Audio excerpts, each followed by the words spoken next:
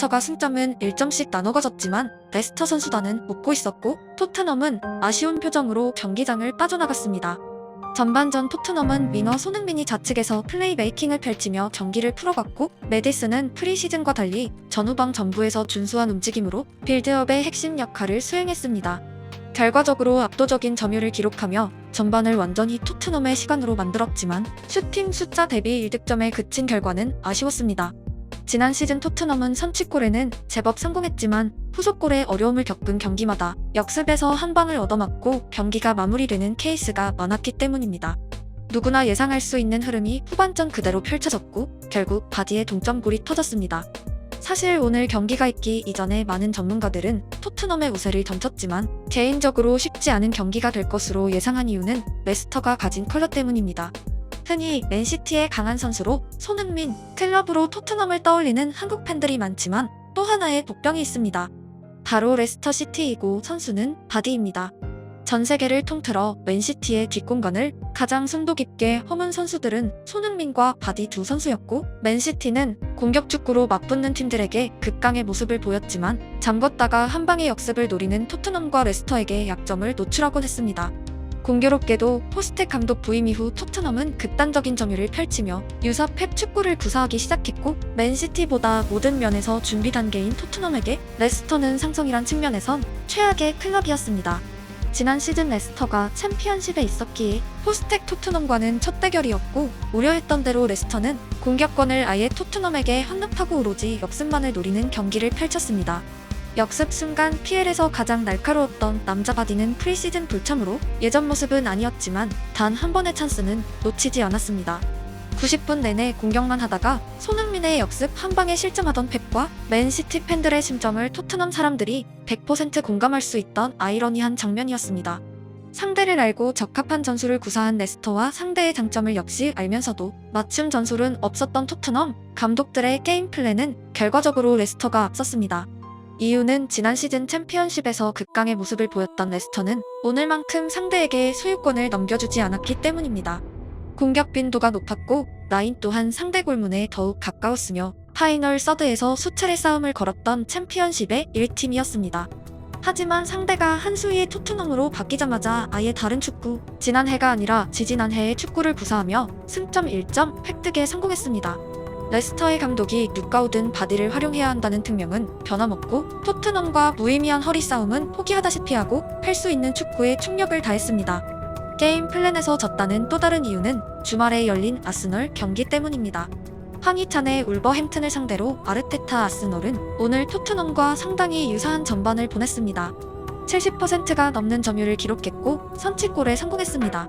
반전은 후반전 울버햄튼의 순간적인 점유율이 반대로 70%로 상승한 부분입니다. 아스널은 의도적으로 상대에게 소유권을 내어주고 오히려 자신들이 역습을 노리기 시작했습니다. 매년 PL 우승에 실패했지만 이제는 산전수전 다 겪은 아르테타 감독의 엄청난 고민이 함축된 한 경기였습니다. 유사 팩 축구를 펼치는 팀들이 가진 공통적인 고민은 상대 역습에서 노출되는 뒷공간의 불안입니다.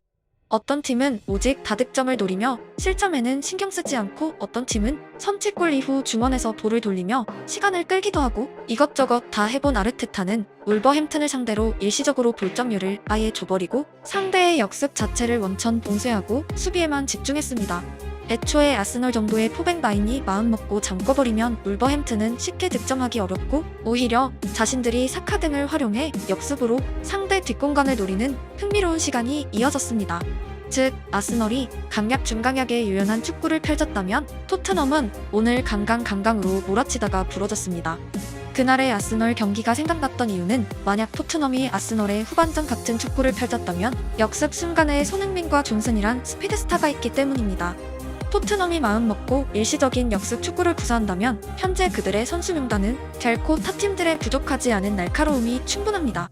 오늘 경기장에 달리는 창은 바디 한 명이 아니었고 토트넘 또한 스피드로는 둘째가라면 서러울 팀이지만 높은 라인에서 지공을 펼치는 축구에선 사실 스피드를 활용할 공간은 존재하지 않습니다. 그날의 아스널 축구 또한 결국 하나의 방법이고 카운터 어택 축구를 맞이하는 점유 축구의 정답은 정해져 있지 않습니다.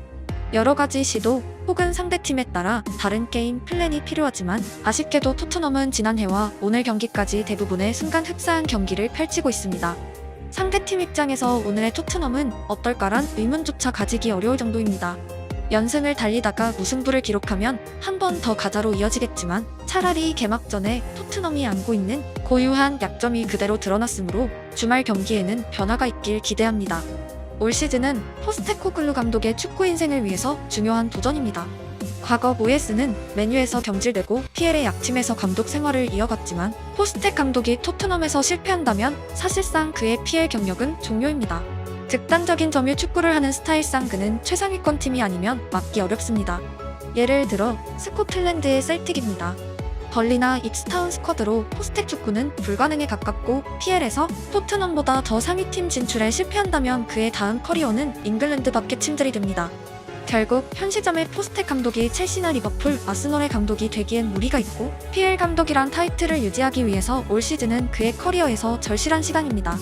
심지어 구단 역대 최고 이적료가 지불되며 선수 보강이 이뤄진 시즌이기에 그에게는 작년과는 전혀 다른 잣대가 주어지게 되었습니다. 지난 시즌 토트넘은 케인의 이적이란 근 10년간 가장 큰 손실이 있었고 이적 시장 막판에 성사된 계약에 케인의 이적료가 새 선수 영입에 사용되지 않고 개막하며 오랜만에 전력이 대폭 약화됐다는 평가를 받고 출발한 시즌이었습니다. 하지만 올해는 모든 부분에서 지난해보다 눈에 보이는 보강이 이뤄졌습니다.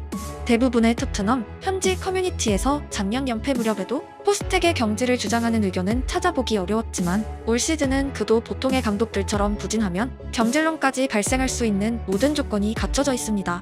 축구는 원래 비기기도 패배하기도 하는 스포츠이지만 같은 방식으로 지나치게 자주 실패한다면 팬들의 기대감은 꺾일 수밖에 없습니다. 오늘 나타난 토트넘의 또 다른 불안 요소는 공격에 더 비중이 있는 박투박 자원들은 넘쳐나지만 수비가 강력한 전통적인 홀딩 미드필더가 없다는 것입니다. 남은 여름 이적 시장의 핵심 요소이고 아스널의 라이스, 맨시티의 로드리처럼 최근 PL 선두 경쟁에서 월클 6번은 산소처럼 필수품입니다. 해당 포지션의 몸값이 천정부지로 치솟았고 카이세도에 이르기까지 최근 PL 최고 이적료 신기록이 볼란치들에 의해서 연속으로 깨지고 있는 것은 현대 축구의 흐름을 의미합니다. 냉정하게 말해 세계적인 볼란치 없이 빅리그에서 4위 경쟁을 하기는 어렵습니다. 특히나 센터백들이 하프라인을 넘어가는 공격축구 붐에서 비현실적인 볼 탈취를 해내는 미드필더의 존재는 천군만마를 넘어 공격축구를 가능하게 만드는 절대자입니다. 로드리가 있을 때와 없을 때의 맨시티의 승률이 완전히 다른 것은 절대 우연이 아니고 데브라이너가 빠지면 누군가가 공백을 메꿨지만 맨시티조차 로드리가 빠져버리면 대체자가 없었습니다. 개인적으로 로드리가 현역 동안 발롱도르를 수상하지 못하면 뭔가 잘못된 현상입니다. 토트넘의 중미 자원들은 영입 이전부터 공격에 더 재능이 있던 선수들이고 홀딩 미드필더와 함께 출전했을 때 더 시너지를 냈던 자원들입니다. 한편 그레이의 출격에는 나름의 스토리가 있었습니다. 지난 시즌 레스터를 상대해본 유일에 가까운 토트넘 선수이고 리즈는 플레이오프 끝에 승격에 실패했지만 레스터와 입스위치 타운은 극강의 화력을 뽐내며 1, 2위를 기록했었습니다.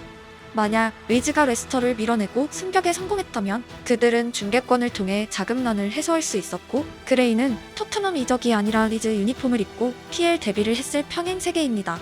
결국 지난 시즌엔 최강자 레스터에게 도전했던 그레이였다면 오늘 그레이는 토트넘 유니폼을 입고 오히려 공격에 총력을 다했습니다.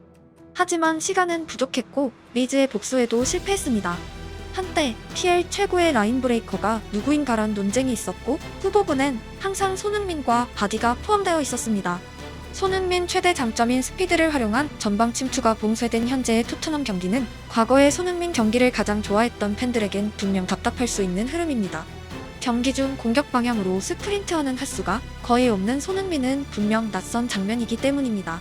오히려 바디가 토트넘의 뒷공간을 허무는 모습을 목격하며 묘한 감정을 느끼셨을 수도 있습니다. 축구는 90분이나 지속되고 라인은 꼭 경기 내내 최전선에 그어질 필요는 없습니다. 시즌 또한 오래도록 지속되고 작년과 오늘의 비디오가 잊혀진 유행가가 아니라 다음 경기를 위한 교과서가 되길 기대합니다.